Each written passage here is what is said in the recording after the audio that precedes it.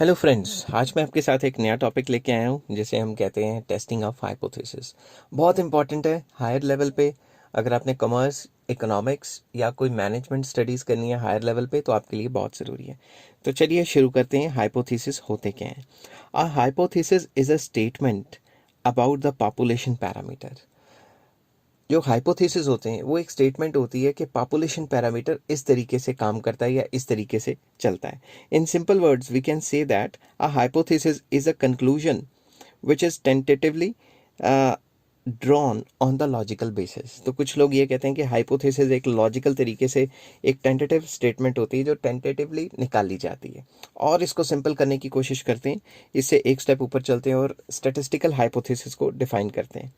Statistical hypothesis is some assumption or statement which may or may not be true। तो एक statistical hypothesis एक data की form में हमें हाइपोथेसिस होता है कि फलां फलां जगह फलां फलां परसेंट मीन है या स्टैंडर्ड डेविएशन है या सैम्पल प्रपोर्शन है या पॉपुलेशन प्रपोर्शन है, कुछ दिया होता है which may be true which may not be true about the population और about the probability distribution characterizing the given population which we want to test on the basis of evidence from a random sample। ठीक है। अब ये जो technical language है ये 90% लोगों को समझ नहीं आएगी, बट मैं इसको और अच्छे तरीके से समझाने के लिए इस वीडियो के लास्ट में आपको और अच्छे तरीके से विद एग्जांपल समझाने वाला हूँ। तो बेसिकली स्टैटिस्टिकल हाइपोथेसिस होता क्या है?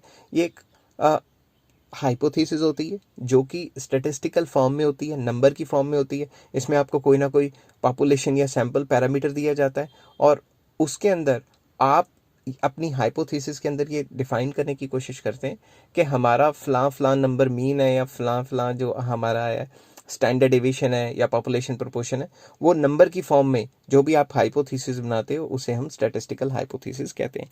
नेक्स्ट है टेस्टिंग। अब आपने हाइपोथेसिस तो बना ली अपने रिसर्च वर्क में, अब उसके बाद उसे टेस्ट करना कि क्या ये सही है, क्या ये गलत है, उस प्रोसेस को हम टेस्टिंग ऑफ हाइपोथेसिस कहते हैं। It is a procedure that helps us to ascertain, हमें पता लगाता है कि लाइकलीहुड ऑफ हाइपोथेसाइज्ड, मतलब जो हमारे हाइपोथेसिस हैं उसकी लाइकलीहुड कितनी है कि हमारे जो पॉपुलेशन पैरामीटर हैं या सैंपल पैरामीटर हैं वो आपस में करेक्ट हैं कि नहीं है। तो बेसिकली सिंपल वर्ड्स में अगर किसी को समझाना है तो टेस्टिंग ऑफ हाइपोथेसिस का मतलब है जो भी हमने हाइपोथेसिस डेवलप की हैं, जो भी हमने थ्योरी या थीसिस डेवलप की हैं, उनको टेस्ट करना कि ये सही भी है या नहीं है। अब इसको टेस्ट करने के लिए हम नेक्स्ट पेज पे चलते हैं और इसको फर्दर डिटेल में करते हैं। In testing of hypothesis a statistic is computed from a sample drawn from the parent population, and on the basis of this statistic it is observed whether the sample so drawn has come from the population with certain specific characteristic। Simple words में हमारे पास एक population का data है, हम उसमें में से sample निकालते हैं और सैंपल की वैल्यू जो आई होती है उसकी वैल्यू को कंपेयर करने की कोशिश करते हैं पॉपुलेशन की वैल्यू से। फॉर एग्जांपल एक क्लास में 100 बच्चे हैं तो पॉपुलेशन मैंने उनकी स्टडी करनी है तो पॉपुलेशन तो 100 बच्चों की होगी। अब 100 बच्चों का मीन आ रहा है मान लो 30, ठीक है, किसी भी चीज़ का मीन आ रहा है 30। अब मैं जो सैंपल लिया है उसका जो मीन आ रहा है उसको कंपेयर करूंगा कि ये मीन सही आ रहा है, पॉपुलेशन मीन से मिल रहा है कि नहीं मिल रहा। इस चीज़ को हम टेस्टिंग ऑफ हाइपोथेसिस कहते हैं, जो आने वाली वीडियोस में मैं आपके साथ करके बताऊंगा। तो सबसे पहले हाइपोथेसिस दो टाइप के होते हैं, एक होता है नल हाइपोथेसिस, एक होता है ऑल्टरनेटिव हाइपोथेसिस। जब भी हम क्वेश्चन सॉल्व करते हैं, फॉर एग्जाम्पल मुझे क्वेश्चन आया कि टेस्ट करो कि फलां फलां मीन सही है कि गलत है, तो सबसे पहले मैं ये मान के चलूंगा कि ये इक्वल है। तो हम इसको करते हैं इस तरीके से। The statistical hypothesis is set up for testing a hypothesis is known as null hypothesis. जब भी हम कोई टेस्ट करने की शुरुआत करते हैं किसी भी स्टैटिस्टिकल हाइपोथेसिस की, तो हम जब भी कोई हाइपोथेसिस शुरू में लेके आते हैं, शुरू में जो लेके आते हैं उसको H0 से डिनोट करते हैं। शुरू में मतलब फॉर एग्जांपल मैंने टेस्ट करना है कि एक पर्टिकुलर कंट्री की पर कैपिटा इनकम इतनी है, स्टेटमेंट दी हुई है, तो सबसे पहले मैं शुरू करूंगा हाँ जी इतनी है, null hypothesis ratio per capita income equal to उतना, ठीक है।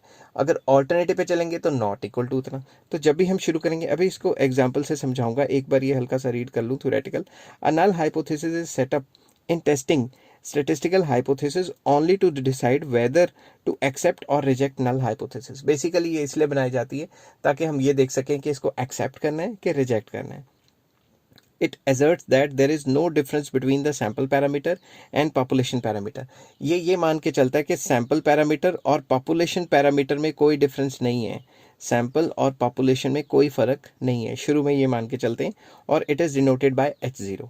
तो फिशर जो है उन्होंने ये कहा है, null hypothesis is the hypothesis which is to be tested for possible rejection under the assumption it is true. तो नल हाइपोथेसिस वो हाइपोथेसिस है जो रिजेक्ट भी हो सकती हैं, बट हम ये एजम्पशन कर रहे हैं कि ये ट्रू पॉपुलेशन या ट्रू सैम्पल मीन है. तो अब इसको एक और तरीके से मैं डिस्कस करता हूँ जिसको हम कहते हैं ऑल्टरनेटिव हाइपोथेसिस. तो हाइपोथेसिस दो टाइप के होते हैं. कौन कौन से? Null hypothesis, alternative hypothesis. Alternative hypothesis वो हाइपोथेसिस होते हैं whenever we reject null hypothesis. हमारी थ्योरी में जो हमने दिया हुआ है कि फलां इसका मीन है या स्टैंडर्ड डेविएशन है, अगर वो स्टैटिस्टिकली प्रूव नहीं हुआ तो नल हाइपोथेसिस तो रिजेक्ट हो गए. तो जब कुछ रिजेक्ट होगा तो कुछ और भी एक्सेप्ट करना पड़ेगा ना, तो उसका जो भी ऑल्टरनेटिव होगा वो एक्सेप्ट करेंगे, जिसको हम कहते हैं ऑल्टरनेटिव हाइपोथेसिस. द नेगेशन मतलब जो हम उसको रिजेक्ट कर रहे हैं of null hypothesis is called alternative hypothesis. जब भी हम उसको रिजेक्ट करते हैं, हम उसको दरकिनार कर देते हैं, अलग कर देते हैं, तो जो भी नल हाइपोथेसिस को रिजेक्ट करने के बाद जो भी ऑल्टरनेटिव आता है उसे ऑल्टरनेटिव हाइपोथेसिस कहते हैं. In simple words we can say that any hypothesis which is not null hypothesis is called alternative hypothesis. कोई भी हाइपोथेसिस अगर नल हाइपोथेसिस नहीं है तो वो हमेशा ऑल्टरनेटिव हाइपोथेसिस ही है. It is denoted by H1 और HA मतलब alternative. It is set in such a way that the rejection of null hypothesis implies the acceptance of alternative hypothesis. ये इस हिसाब से सेट किया जाता है कि अगर नल हाइपोथेसिस को रिजेक्ट कर दिया, नल हाइपोथेसिस रिजेक्ट हो गए, तो अपने आप ये एक्सेप्ट हो जाएंगे. किस तरीके से आगे आने वाली वीडियोस में मैं आपको क्वेश्चन करके बताऊंगा. तो नेक्स्ट पेज पे चलते हैं और एग्जाम्पल लेते हैं जिससे आपको सब कुछ समझ आने वाला है. ठीक है. फॉर एग्जाम्पल एक क्लास है, मैं यहाँ लिख लेता हूँ एक क्लास में स्टूडेंट्स हैं 100 और कितने भी स्टूडेंट्स हैं. ठीक है. क्लास का मैंने पॉपुलेशन मीन लिया. पॉपुलेशन मीन को क्या कहते हैं? म्यू. ये जो वर्ड है इसको कहते हैं mu. Mu is population mean. ठीक है. पॉपुलेशन मीन मैंने मान लो मैथ्स का टेस्ट लिया और पॉपुलेशन मीन जो निकल रहा है वो है 70. ठीक है. अब आ जाता है सैम्पल मीन. मैंने क्या लिया? इस पूरी की पूरी क्लास में से सैंपल लिया, सैंपल ऑफ 30 स्टूडेंट्स.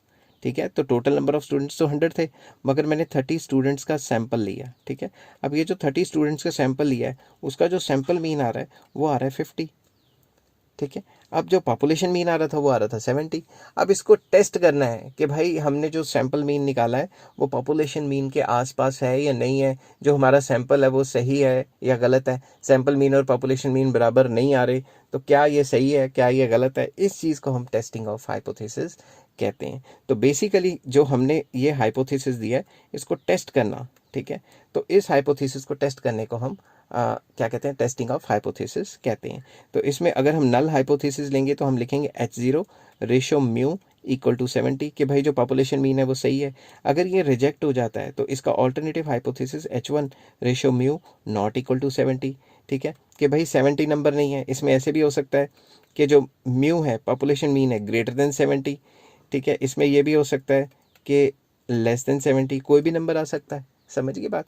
तो फिलहाल आपको ये देखना है कि जब भी हमने कोई स्टैटिस्टिकल हाइपोथेसिस दिया है उसको टेस्ट करना कि भाई ये हाइपोथेसिस सही है या गलत है, उसको टेस्टिंग ऑफ हाइपोथेसिस कहते हैं. और जब भी हमारा जो भी प्रॉब्लम होती है relating to testing of hypothesis, उसमें जो भी हमें डाटा दिया होता है इनिशियल स्टेजेस में वो हम नल हाइपोथेसिस ले लेते हैं और ऑल्टरनेटिव ले लेते हैं उसका उल्टा, कि अगर ये एक्सेप्ट नहीं हुआ तो इसका उल्टा क्या होगा. उल्टा नॉट इक्वल टू भी हो सकता है, लेस देन, मोर देन, दोनों केसेस में हो सकता है. वो मैं आगे आपसे डिस्कस करता रहूँगा. ठीक है. अब अगर आपको ये वीडियो पसंद आई है तो please like, share and subscribe. Take care. Have a nice day.